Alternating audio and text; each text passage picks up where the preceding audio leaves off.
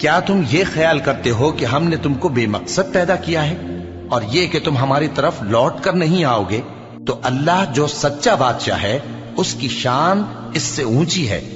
اس کے سوا کوئی معبود نہیں، وہی عرش کریم کا مالک ہے۔ اور جو شخص اللہ کے ساتھ اور معبود کو پکارتا ہے جس کی اس کے پاس کچھ بھی سند نہیں، تو اس کا حساب اس کے رب کے ہاں ہوگا۔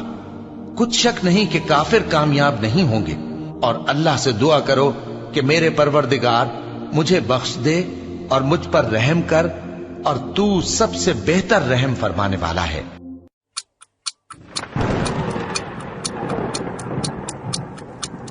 تو یہ دنیا کی جو زندگی ہے، جو ہمیں اس وقت لگ رہا ہے کہ ہمارے پاس بہت لمبا وقت ہے، 60 سال ہیں، 70 سال ہیں، 25 سال کی پلاننگ چل رہی ہے، 10 سال کی پلاننگ چل رہی ہے، حقیقت میں آخرت میں ہمیں بالکل ایک لمحے کی طرح لگے ہم نے ایک لمحہ اس دنیا میں گزارا تھا۔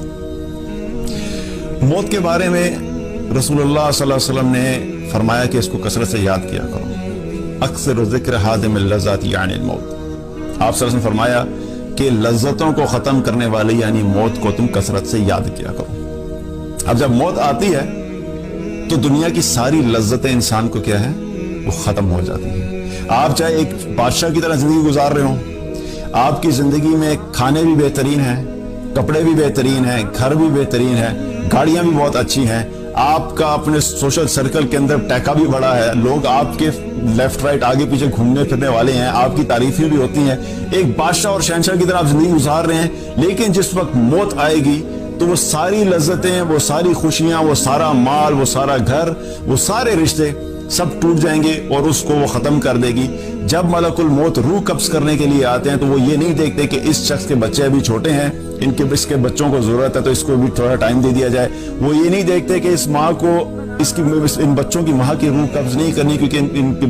ان کے بچوں کو ضرورت پڑے گی، وہ یہ نہیں دیکھتے کہ اس شخص کے والدین بوڑھے ہیں، ابھی اس کے والدین کو ضرورت ہے کیونکہ یہ ایک اکیلا کمانے والا ہے، اگر یہ دنیا سے چلا گیا تو اس کے والدین کا خیال کون رکھے گا۔ یہ سب چیزیں ہم اپنے ذہن کے حساب سے سوچتے ہیں، لیکن جب موت کا وقت آتا ہے اور جس وقت روح قبض کر لی جاتی ہے تو یہ سارے رشتے، سب چیزیں، ناطے ختم ہو جاتے ہیں، اس دنیا سے تعلق ٹوٹ جاتا ہے اور انسان کی اگلی زندگی شروع ہو جاتی ہے۔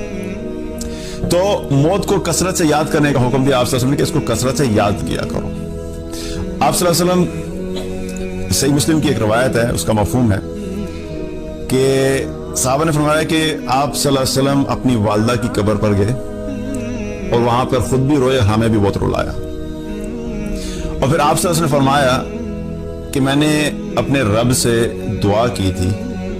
کہ مجھے اس چیز کی اجازت دے دے کہ میں اپنی والدہ کے لیے بخشش کی دعا کر لیا کروں، تو اللہ تعالیٰ نے مجھے اس چیز کی اجازت نہیں دی۔ پھر میں نے اللہ سبحانہ تعالیٰ سے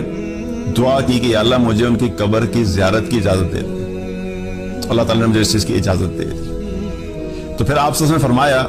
کہ تم لوگ بھی قبر کی زیارت کیا کرو کیونکہ یہ آخرت کی یاد دلاتی ہے۔ تو قبر کی زیارت کرنا کیا ہے، اس کا مقصد کیا بتایا کہ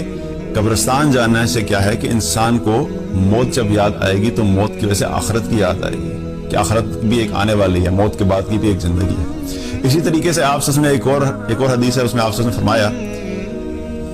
کہ میں نے تم لوگوں کو قبروں پہ جانے سے روکا تھا، اب میں تمہیں کہتا ہوں کہ تم قبروں پہ جایا کرو، کیونکہ قبرستان جانا اور قبروں کی زیارت کرنا انسان کے دل کو نرم کرتی ہے، اس کے آنکھوں سے آنسو جاری کرتی ہے اور اس کو آخرت کی یاد دلاتی ہے۔ اور پھر فرمایا کہ وہاں جا کر فضول باتیں مت کرنا۔ تو قبرستان جانے کا مقصد آپ سے کیا فرمایا ہے کہ وہاں پر جب انسان جاتا ہے تو قبروں کو دیکھ کے انسان کو یہ احساس ہوتا ہے کہ آج یہ لوگ جہاں پر لیٹے ہوئے ہیں کل ہم نے بھی یہیں پہ جانا ہے۔ آج جس طریقے سے ہم لوگ زندگی بسر کر رہے ہیں، آج سے کچھ سال پہلے یہ لوگ بھی ایگزیکٹلی ایسی زندگی بسر کیا کرتے تھے۔ آج ہماری جو فکریں ہیں کہ کھانا بنانا ہے، اسکول جانا ہے، کالج جانا ہے، یونیورسٹی جانا ہے، آفس جانا ہے، اپنا بزنس کرنا ہے، آج ہمیں یہ ٹینشنز ہیں۔ ان لوگوں کو بھی ایگزیکٹلی یہی ٹینشنز تھی کچھ عرصہ پہلے تک، جب تک یہ قبر میں نہیں گئے تھے۔ آج یہ قبر میں ہیں تو ان کی فکریں اور ان کے حالات مختلف ہیں، آج ہمارے حالات مختلف ہیں،